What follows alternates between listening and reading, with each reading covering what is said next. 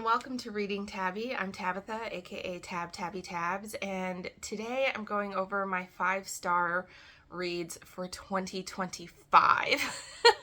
Yes, you're hearing that right. I'm talking about 2025 in the middle of 2026.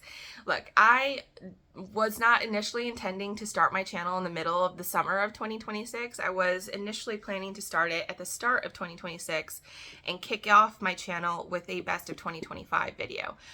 That did not work out because I lost my computer. My computer just completely died at the start of at the start of the year. I had to buy a whole new PC, which I was not pleased about that cost, and the fact that I lost, so many pictures and videos. I was kind of devastated about that. Luckily, I did have some backups but I'd most recently backed up in October, the late October time period, maybe early November. So I was missing like a good 2 months worth of stuff that I lost, that I'd recorded, that I'd taken pictures of. So I was really devastated about that, writing that I'd done as well, which was, we're not going to get into that. I don't want to be upset in this video, and I'm finally feeling like I'm in a good enough place where I can revisit this video concept now, because I do want to talk about my favorite reads for 2025. I had, of the 132 books that I read, I had 43 5-star reads. I'm not going over all 43 of them. I'm only going to go over my top 10. But the bulk of those 43 reads were, in fact, the individual volumes for 2 comic book series. I started Something is Killing the Children by James Tynion IV. This is not part of my top 10 list for my 5-star reads, but I just wanted to talk about this because I love this series so much. It's one of my favorite comic book series. It is a horror series. It's about secret organization that hunts monsters that only kids can see. It's so good. I really love the art in this series as well. There's a lot, the Werther del Edera art, he's the one that is typically doing the art for these. I highly recommend it. I just really love the art in here. I also fell in love last year with The Wicked and the Divine, which I actually own this digitally. I own Something is Killing the Children digitally as well. At least up to volume, I think 7 or something like that. And then I was only buying the physical volumes after that because I'd initially invested in the digital volumes. Well, I invested in the digital volumes of the entirety of The Wicked and the Divine because this series is complete and it ended a few years ago.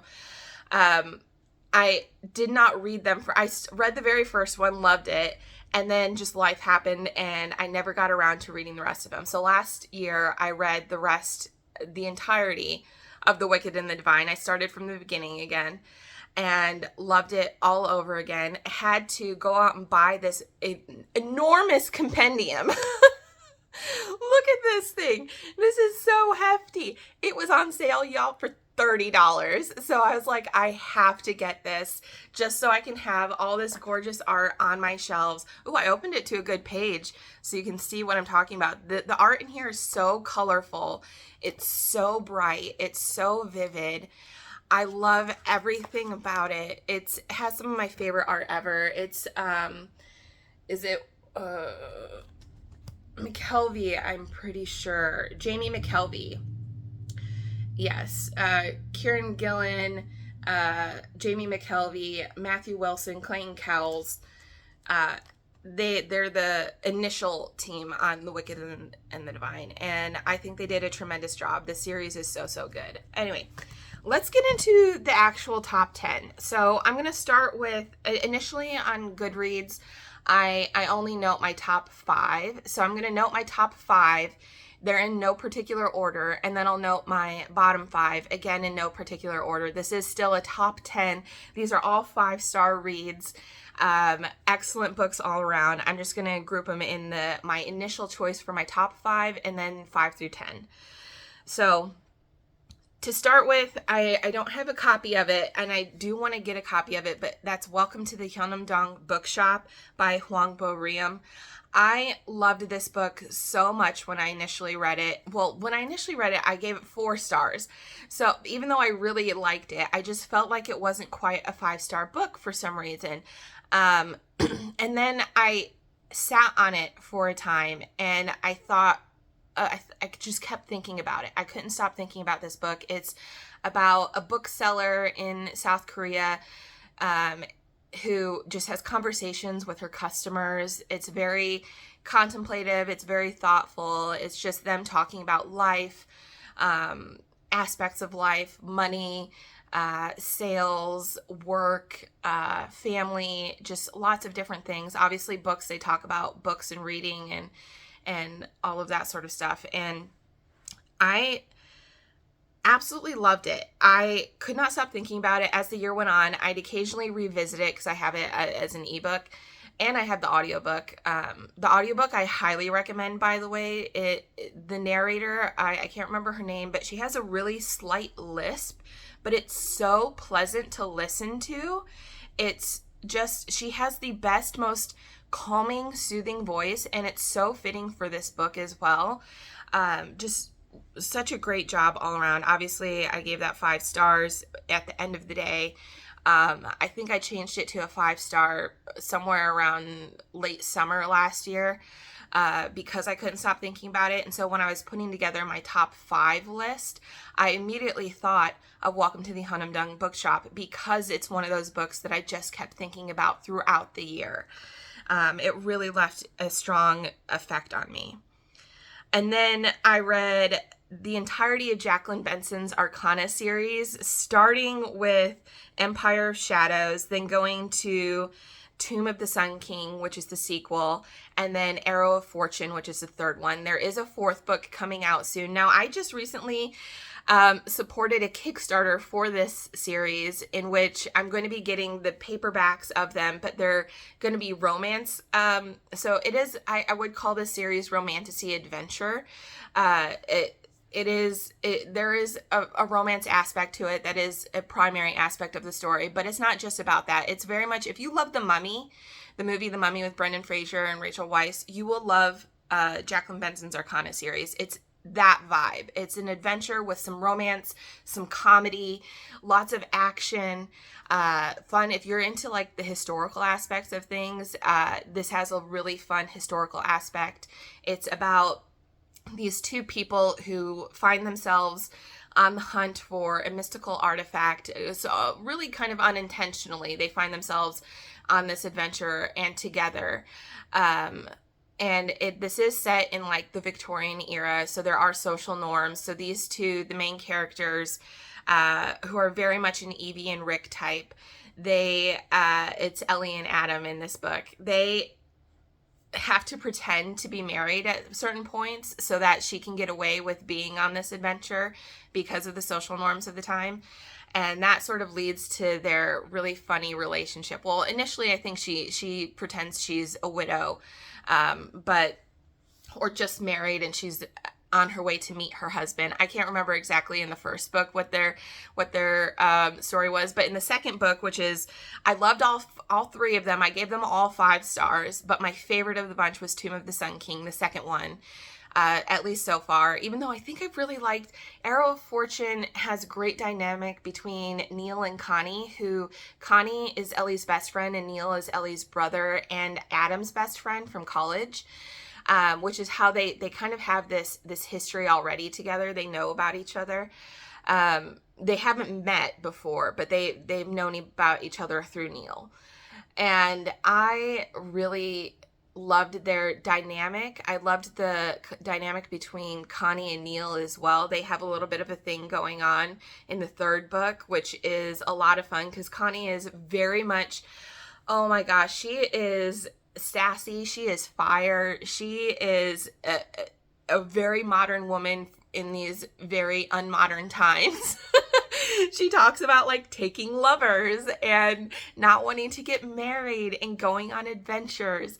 I think she's a really fun character, and she's a great she's a great friend for Ellie as well.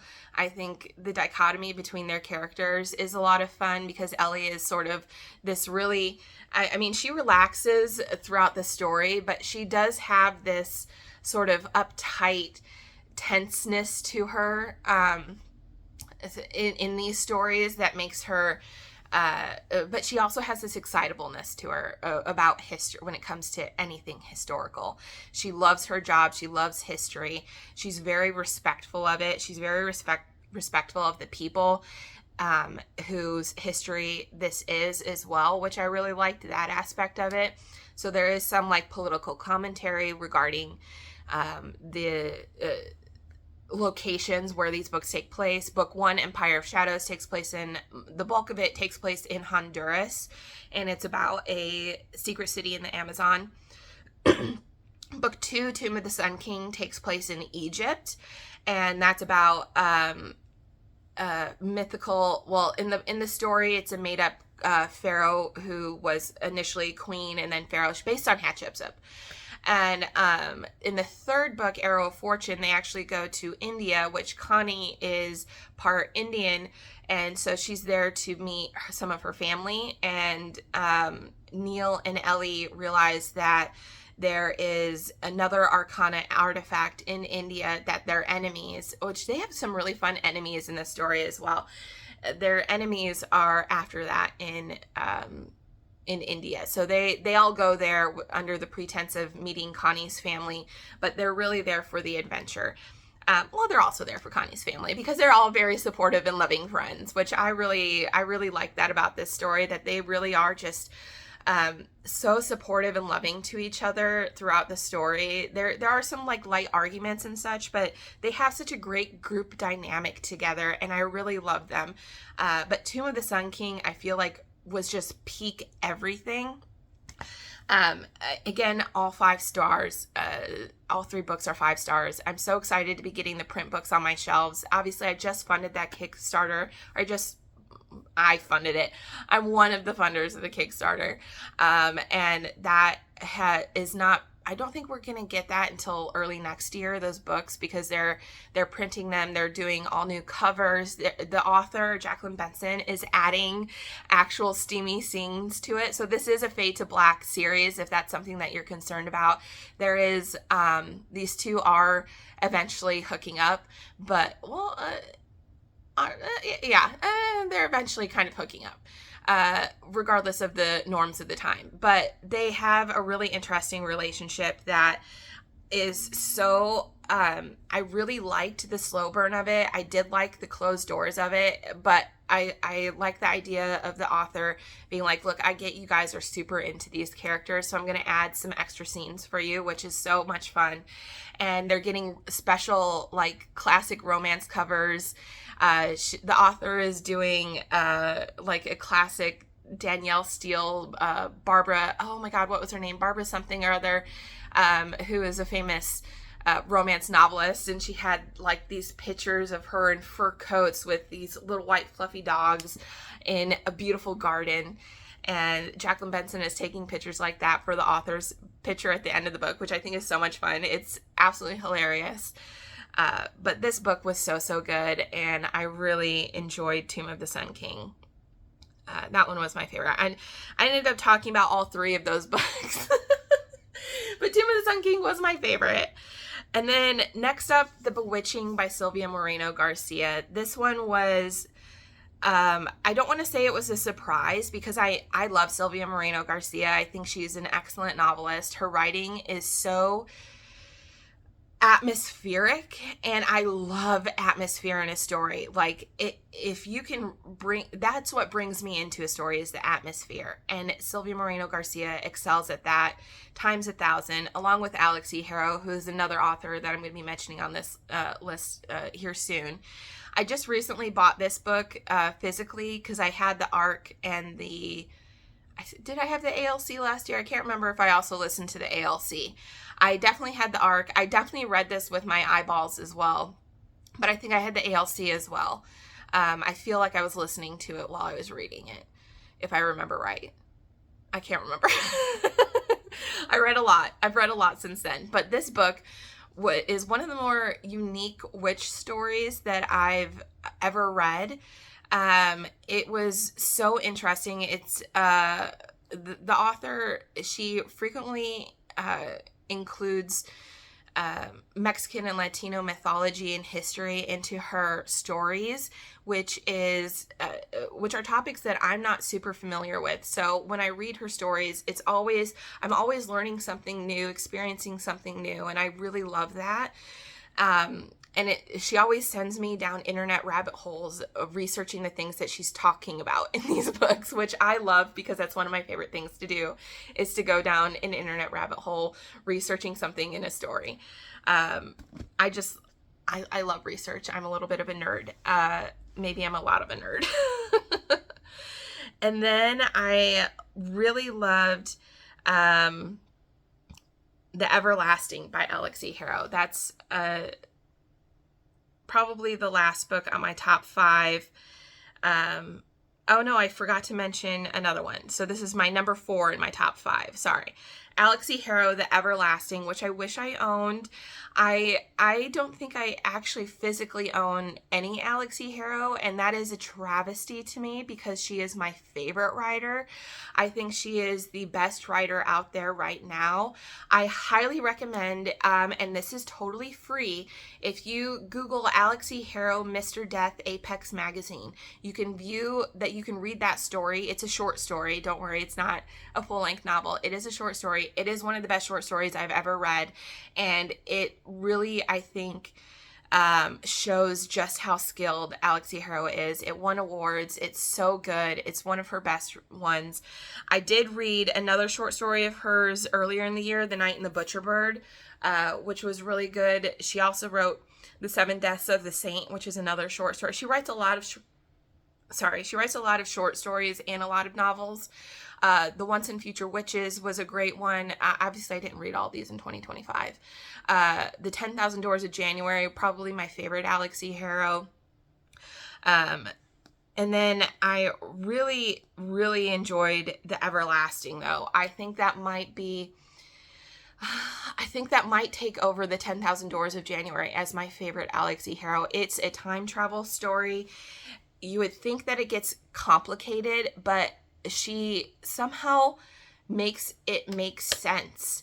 And it did not confuse me in any way. I highly recommend the audiobook for this, by the way, because it just feeling those feelings when they're being read to you is a whole other experience than reading it. Although the words themselves are so beautiful that I do recommend having the book as well.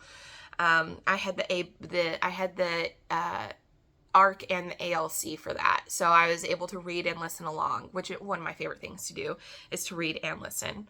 But I absolutely loved The Everlasting. I love Alix Harrow. It's about Una Everlasting, who is this knight who is from before times, but this scholar in slightly modern times. This is a separate fantasy world, by the way. This is not like our world, our history.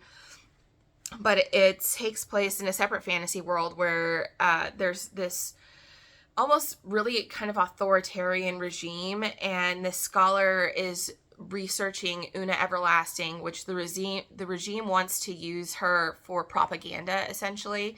And so they need this scholar to research this is the setup of the story. It gets way more convoluted, not in a bad way at all, but there's so much more to this story than just this scholar is researching this historical person for a fascist regime. Like, it gets to be, obviously the scholar ends up traveling through time, meeting Una Everlasting, and their story takes off from there. And it's so beautiful, it's so romantic, it's tragic at the same time. You will be crying, you will be feeling all the feels. It's just, it's one of my favorite stories I think I've ever read. It was so good. So I highly recommend that. And then to round out my top 5, I of course have to mention A Drop of Corruption. This is the second book in the Shadow of the Leviathan series by Robert Jackson Bennett. This one was even, I loved, oh man, okay, this is hard to judge because all of the Shadow of the Leviathan books, there's 3 of them now, are 5 stars for me. Well, like, I'm only halfway through the 3rd book and I'm already like, that's a 5-star. I just love these characters. Anna Delabra, her assistant Din, they are Sherlock and Watson type. They solve fantastical mysteries in a fantastical fantasy world where these giant Leviathan-like creatures who remind me of the whales in Dishonored, and a mix of the whales in Dishonored and the kaiju from Pacific Rim, in that they're the stuff that they're made of essentially is a form of magic, is a form of, or maybe perhaps science that we don't quite understand, but it's portrayed as more like magic, and they use the blood of the Leviathans to enhance themselves in these books in various different ways. They're used to, so Din, for example, has the ability to, when he carries around these vials that smell of different things, and he can smell that, and then he can engrave what he is witnessing on that smell, so that when he re-smells it later, he can remember a crime scene or an interview or what have you with 100% clarity. Essentially, he has a photographic memory when it's tied to sense, and that's his enhanced ability based on what was done to him when he joined the government in this book. And I just love this story. I think this one is my favorite of the series so far because you do learn more about the Leviathans. It takes place on an outer ring. So there are these, in this world, there are, let me see, there's got to be a map at the start. I'm pretty sure there's a map. In this world, it's an island or a large continent. And you can see there are inner rings and outer rings. The outer rings are more dangerous because that's where Leviathans come ashore, and typically it takes a while for people to kill them, to get rid of them, because they don't know why they're coming ashore all the time. But the outer rings are dangerous because of that. So there are walls that are erected to prevent the Leviathans or try to slow them down from going any further inland. So the richer people live inland, the poorer people live in the outer rings. The scientists tend to all be in the outer rings as well because they're studying the Leviathans. And you have to be close to that. And so that's what the bulk of this is, that you're in an outer ring studying the Leviathans. There's a tie-in mystery, of course. It's very exciting. It was such a cool story, so creative. I don't know how Robert Jackson Bennett comes up with this stuff, because it really is, it's some of the most creative mysteries, creative character work, creative world building that I've ever read. It's so fascinating, so good. I can't recommend these books enough. They're probably, like, if I were to do a top 10 of all time, The Tainted Cup would be on that list. And even though technically I think I like A Drop of Corruption just a little bit more, when I say The Tainted Cup is I mean this series is my favorite. And I will do a top 10 in general video at some point where I talk about my actual top 10 favorite books of all time. But, so that was my top 5. Now my bottom 5, which again, in no particular order, these are just the rest of my top 10. The Haar by David Sodergren. I've never read a horror book that I can call sentimental in such a way as The Haar was. The Haar is, it's sentimental. It's so sad. It's very, like, you're going to cry when you're reading it. You're going to rage while reading it, because it's about this elderly woman who has lost her husband. Her town is being kind of overrun by this property developer who is pretty kind of evil, to be honest. And he's really trying to force this woman and her friends out of the village so that they can turn it into like a high-end country club, essentially. And he hires like local thugs to intimidate and threaten them. he weaponizes the local council against these people. He weaponizes the local police constabulary against them. He is just an overall, because he has money and power, he uses that very aggressively, and it's really upsetting to read. At the same time, you're also really sad because this woman, the main character, is missing her husband so deeply, and that's when she finds this mysterious sea creature, and things just go completely sideways, and in a very good way, but also again still in quite a sad way. It was, like I said, at the end, it's very sentimental. You will cry. I've never read a horror story where I was crying throughout the whole thing. Honestly, that one really kind of just really devastated me. Not in a bad way, obviously, because I loved it at the end of the day.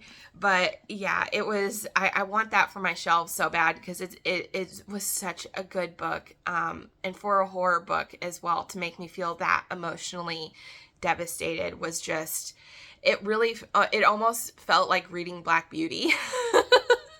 Only I cry a lot more over Black Beauty. That's the one book that makes me cry the absolute most. But it was getting up there. It was almost like halfway between not crying at all and bawling my eyes out. That is the Haar. I should create a crying levels here. But I don't know what would a book be that most definitely does not make you cry, makes you laugh a lot. I don't tend to read a lot of really funny books, because the bulk of what I read is horror. Anyway, continuing, I also read this book last year. I had the ALC for it, and I loved it so much that when I picked up Aardvark, I ordered this from their past books, and that is The Buffalo Hunter by Stephen Graham Jones. This is, I've read several Stephen Graham Jones at this point. I just recently read this year I Was a Teenage Slasher. I loved that, gave that 5 stars, but this is by far my favorite Stephen Graham Jones. This is like masterpiece level writing. I'm not even kidding. This is going to be taught in colleges. This is such a good story. Excellently written, masterpiece, mastercrafted, that I was astounded while reading this, to be honest, because it was so good. Putting this together must have been so hard. At least that's what I imagine. But I highly recommend, obviously I had to get the print book for my shelves because I loved it so much, and I do want to reread this. The writing in it is astounding, but the ALC, I highly recommend it. It's full cast narration. The narrator for Good Stab is especially great at his parts, but the whole cast did a really great job. I just thought this was so well done, excellently plotted. Everything just moves at a snappy pace, in my opinion, at least. I thought everything moved really quickly. I sped through this, essentially. I had to keep listening. I had to keep reading it. Let me double check. How long did it take me to read it? I started it on May 3rd and I finished it on May 17th. And that's only because I was also working at the same time and having to help my sister with the nibblings. So I feel like I went through this pretty quickly. Whenever I did read it, I was reading huge chunks at a time. But I loved The Buffalo Hunter. Totally recommend that one as well. After that, oh yes. This is one of my favorite romance novels that I've literally ever read. Fan Service by Rosie Danan. I loved this so much. I did have the paperback version. I actually gave that away to a friend. I gave that away at book club. I loved this so much. I had to go on Pango and buy a special edition. I forget. I think this is Afterlight. Yes, it literally says it on the back. Afterlight exclusive.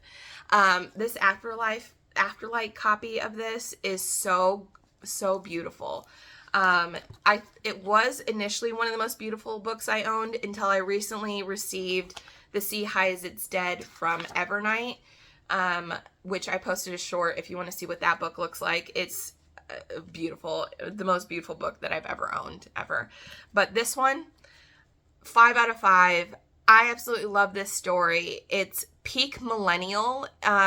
If you're not a millennial who was raised on the CW, the WB, if you remember that far back, this might not resonate with you in the same way it resonated with me. So the main characters are in their 30s.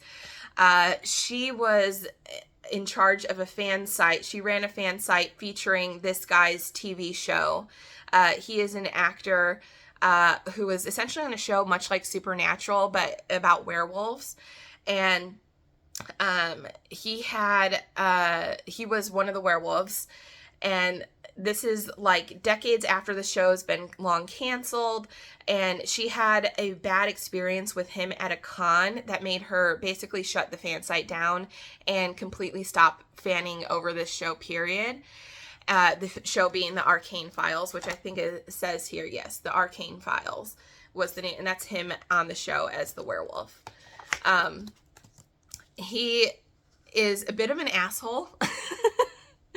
To put it lightly. He can be a bit of a jerk, and part of the book is him overcoming his essentially his attitude, his narcissism. He is a bit narcissistic. He becomes a werewolf for real, and he turns to her for help. Well, he doesn't turn specifically to her. He actually contacts the webmaster of the website, who happens to be her, because she still owns the website after all these years. She left it up for the fans, which I thought was nice. But these two end up obviously hooking up and falling in love, and it was just such a fun, humorous, supernatural love story. I loved this so much. Did it resonate with me because I'm a millennial and she's a millennial, he's a millennial? I think it did. I've never read a romance story like this before, even though I guess most of the romance stories I do read are people in their 30s. No, Phoebe Berman's Gonna Lose It felt very, even though I think she's technically Gen, is that Gen Alpha or Gen Z? I forget I can't keep all that straight anymore. Anyway, Phoebe Berman has tinges of millennial humor in it, even though she is a bit younger because she's just turning 30 in that book. But this one, peak millennial humor, peak millennial romance. I absolutely loved everything about this. It was so fun. And then I read another sequel to a book that is probably one of my top favorites. I don't know if I'd put it in a top 10, but definitely like a top 50. The Pumpkin Princess and the Forever Knight by Stephen Banbury. The sequel, The Pumpkin Princess and the Buried Castle, came out last year. This is middle grade fiction. It's one of the cutest stories that I've ever read. If you love Halloween, you will love this series. It's honestly. So it's about a little girl, Evie, who is adopted by the Pumpkin Prince of Hallowell, which is a town full of basically all the mythical monsters and creatures that you associate with Halloween. And this is where they all live, and they can leave Hallowell on Halloween, but they tend to stay in their own little world because it's safe there for them. There's vampires, witches, skeletons, scarecrows, ghouls, goblins, werewolves. There's all sorts of creatures in here, and Eve is just a normal little girl, or is she? So part of the Buried Castle is learning more about her, learning more about her history, her past, and how come she really fits in. Well, she doesn't think she fits in Hallowell. I think she fits in Hallowell really well.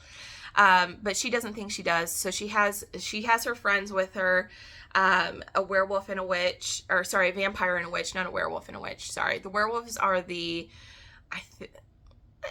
not the enemies, but they're sort of kind of some of the antagonists in this story. Some werewolves are. So there are like